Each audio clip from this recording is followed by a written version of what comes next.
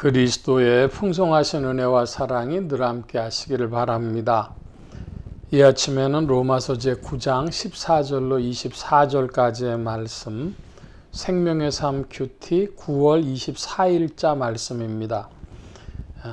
9장 14절입니다. 그런즉 우리가 무슨 말하리요?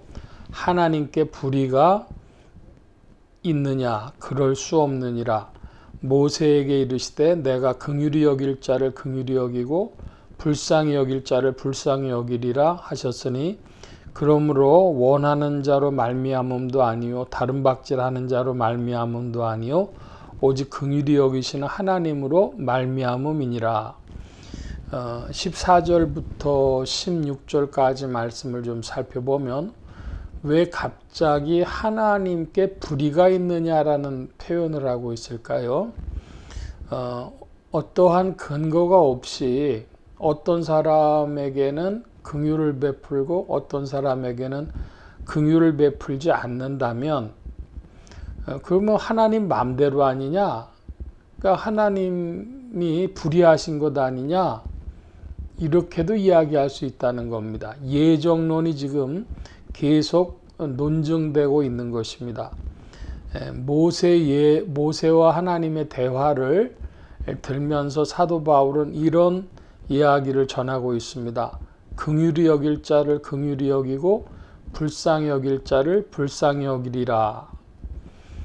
하나님께서 우리로서는 다 이해할 수 없는 일이지만 하나님께서는 긍휼히 여길 자이기 때문에 긍휼히 여기시고 불쌍히 여길 자이기 때문에 불쌍히 여기셨다는 거예요.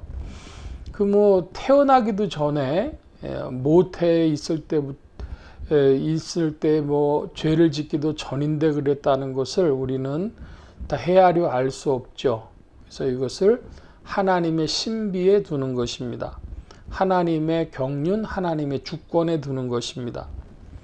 그래서 원하는 자로 말미암는 것 아니다. 인생들의 그 구원받을 일이, 은혜 받을 일이, 긍휼하심을 입을 일이 소원이나 갈망에 있지도 않고 다른 박질하는 자로 말미암지도 않고 즉 의지가 있다고 해서 구원되는 것도 아니고 오직 긍휼히 여기시는 하나님으로 말미암음이니라. 이런 구절들이 다 흔히 이야기하는 예정론의 근거 구절이 되겠습니다.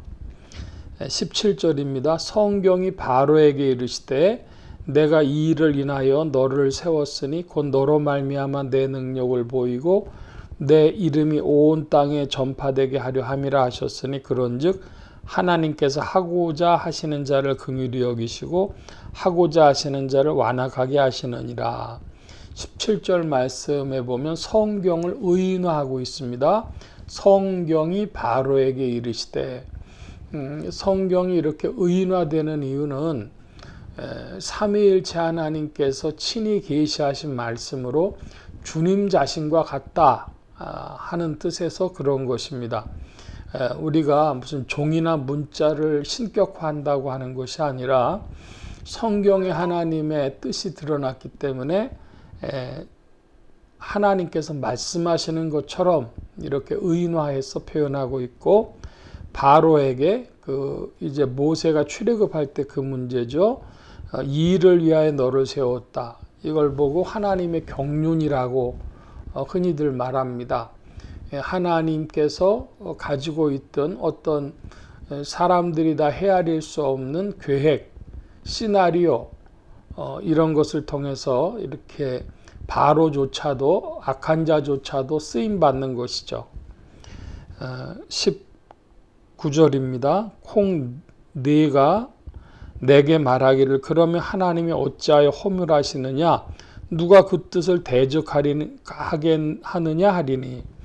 그러니까 하나님께서 세우신 뜻대로 되어진다면 또 사람에게 그 허물을 심판하실 필요가 없는 거 아니냐, 하나님 마음대로 되는 것 아니냐, 이렇게 이제 또 사람들이 논증할 수가 있죠. 그랬더니 20절에 이 사람아 네가 뉘기에 감히 하나님께 반문하느냐 지음받은 물건이 지은 자에게 어찌 나를 이같이 만들었느냐 말하겠느냐. 이것도 다 계속해서 예정론의 논증이 되겠습니다. 21절 토기장이가 진흙 한 덩이로 하나는 귀 쓸 그릇을 하나는 천이 쓸 그릇을 만들 권한이 없느냐. 만일 하나님이 그 진노를 보이시고 그의 능력을 알게 하고자 하사 멸하기로 준비된 진노의 그릇을 오래 참으심으로 관용하시고 또한 영광받기로 예비하신 긍휼의 그릇에 대하여 그 영광의 풍성함을 알게 하고자 하였을지라도 무슨 말하리요.